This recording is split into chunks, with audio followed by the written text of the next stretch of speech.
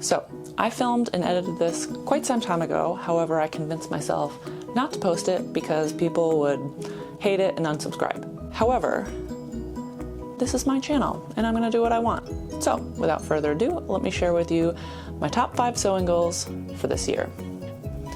Magical transition. My first goal is to up the ante. I'd like to learn new skills. I don't want to get stuck in the things that I'm comfortable with and just cruise along. I want to build my skill set and learn new things. Now, to make these goals more attainable, I thought I would give myself a variety of options. For this category, my options are blazer or Robert's wood. In my Winter Makes video, I shared with you that I intend to transform this moth-eaten Pendleton blazer into the Closet Core Jaskia pattern. I've never made a proper blazer before. I've made coats and kind of finagled things here and there, but to actually follow instructions, make a proper jacket, haven't done that yet. So I think that should accomplish the goal for this year. However, if I do want to up the ante even a little bit further, I have recently discovered Robert's wood patterns. I can't find where I wrote it down. I discovered this through another YouTuber. Whoever you are, thank you. These patterns are absolutely incredible. So much time must have gone into making these, and of course so much time will go into making garments made from these patterns. So whether that happens this year or in an upcoming year, I do hope to get to one of these patterns at some point in my near future. Number 2, slow sewing. While this goal could play into the previous goal in slowing down, taking time to learn new skills, I intend to employ this in even the simplest project and to make an artistic decision about each detail and how it reflects my stylistic preferences. What are my options for this goal? Absolutely everything that I make in the year 2025. Easy. Number 3, incorporating other artistic forms into my repertoire. I have been incredibly inspired. My mind is constantly racing with new ideas, and I have just been cranking out the sewing. However, I do like to do other artistic endeavors as well. I think of myself as a maker.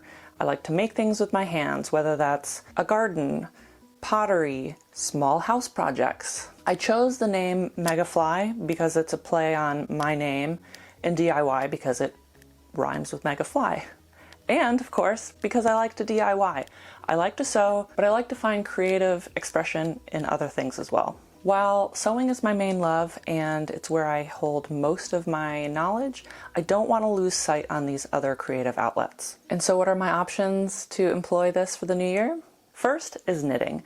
I'm a beginner knitter. I have my first large project in the works now. I'm so delighted that I finally started this. It's been a goal of mine for years. And I want to keep the ball rolling. I want to complete one large-ish project each year. I think that's a reasonable goal, especially if I just choose this one. But my second option is kintsugi. I have 2 pieces of pottery that were destroyed by my cat. Now, I moved these across the country with me in their broken form because I have been fantasizing about how beautiful they'll be when I reconstruct them using the Japanese art form kintsugi, which rather than hiding the repair, it highlights the repair.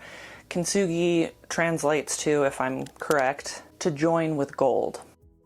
Finally, my third option is to finally start my paint by numbers. I've purchased 2.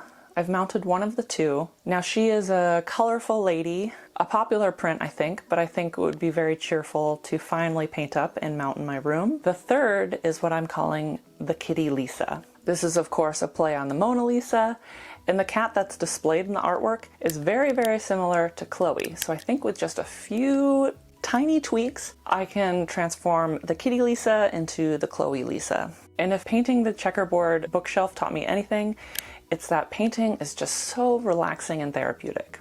Also, I'll have some really fun bathroom art for my place when I finally have one. Goal number 4. I've been wanting to incorporate more hand sewing into my projects, but I'm kind of scared to ruin a piece.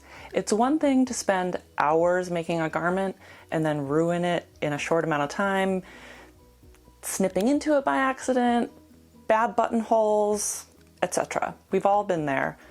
But the thought of spending hours or days on a garment and then spending hours or days or weeks or however long embroidering it to then ruin it, that's pretty painful. But as the saying goes, practice makes perfect, and I need to just jump in. Now, there are a few wall hanging designs that I'm interested in. However, I'm mainly interested in displaying it on clothing. My best options for accomplishing this goal are, first, visible mending. It's also known as sashiko, which translates to little stab, but it's a Japanese art form to hand embroider, design, and reinforce garments. I have so many pins on my Pinterest board of absolutely beautiful hand-mended garments. Now, a younger me has tried these things without a ton of planning, and I didn't realize until I got started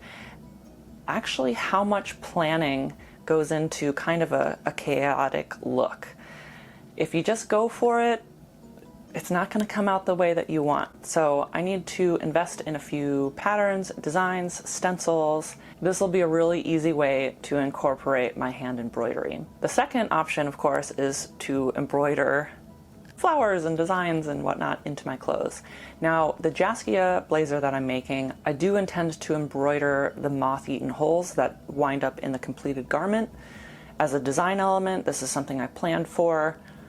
I am very nervous about it, however, because again, my embroidery skills are not top-notch, but there's no time like the present. I'm not going to get better if I don't try. And this leads me to my fifth and last goal for the new year, which is to appreciate and embrace all the imperfections and blemishes. Now, I have long been a lover of the concept of wabi-sabi.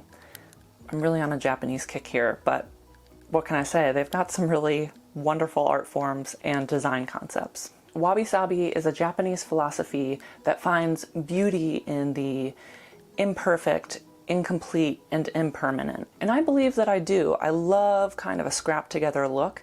However, I can have really specific visions of what I want this incomplete or blemished object to look like, rather than actually embracing what the garment turns out to be.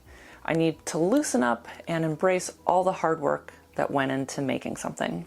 I once heard a carpenter say, if you want to find out what's wrong with your house, cabinet, insert blank, whatever they were contracted to build for you, watch their eyes, because all they'll be able to see is that one mistake that they made. While this is great advice in building a home, a huge dream of mine, I think it rings true for all creative people as well. I often find myself replying to a compliment with, thanks, but don't look too close.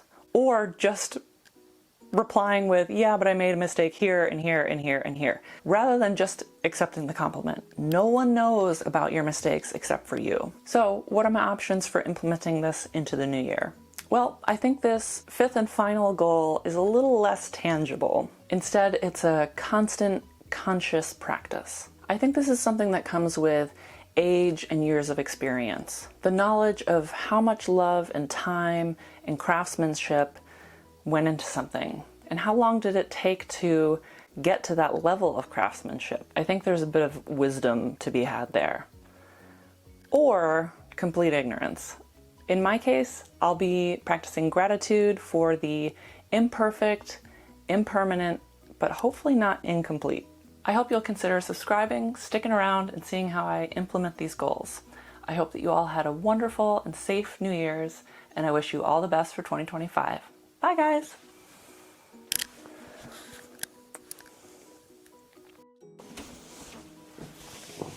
I keep thinking someone is in the next room, but my parents' cat is just a really loud eater. Anyways,